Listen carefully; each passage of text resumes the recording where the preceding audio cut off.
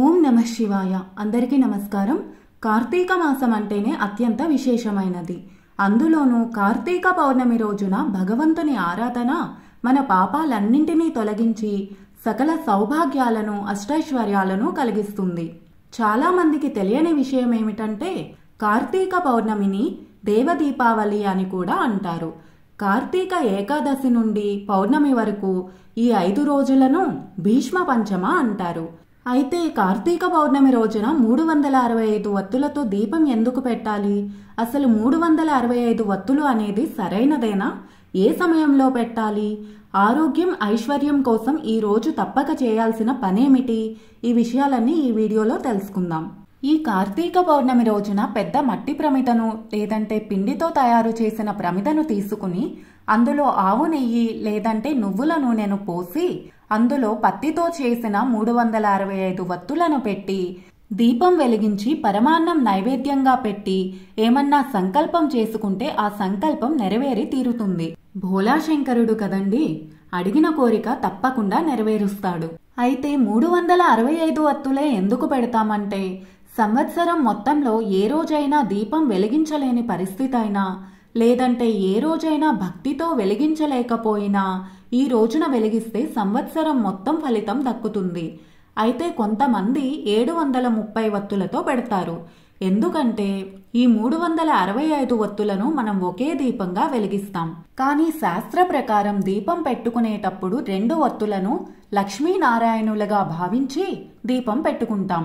కాబట్టి 730 వత్తులతో కొంతమంది దీపం పెట్టమని చెబుతారు. కార్తీక దీపం నాటి ఫలితం ఎంత ఉంటుందంటే ఆ వెలుగులో చనిపోయిన కీటకమైనా సరే స్వర్గప్రాప్తిని పొందుతుంది. కార్తీక దీపాన్ని ప్రదోషకాలం అంటే సూర్యాస్తమయం తరువాత దేవాలయంలో అయితే అత్యంత శ్రేష్టం. దేవాలయంలో కాకపోతే ఇంటిలో అయినా తులసి చెట్టు దగ్గర అయినా కార్తీక దీపం పెట్టుకోవచ్చు. కార్తీక దీపం పెట్టిన తరువాత ఒక బ్రాహ్మణునికి దీపదానం చేస్తే అత్యంత శుభ ఫలితాలను పొందుతారు.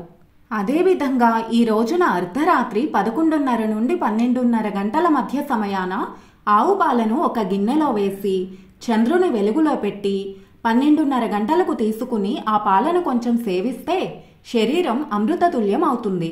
ఎలాంటి రోగాలైనా నశిస్తాయి. అయితే ఇలా ఎందుకు అంటే చంద్రుడు ఈ రోజున సంవత్సరంలోనే అత్యంత ప్రకాశవంతంగా ఉంటాడు. శివుని సిగలో ఉన్న చంద్రుని యొక్క కిరణాలు ఆ పాలల్లో పడటం వలన ఆ పాలను మనం తాగటం వలన కేవలం ఆరోగ్యం మాత్రమే కాదు, అదృష్టం ఐశ్వర్యం కూడా సిద్ధిస్తాయి.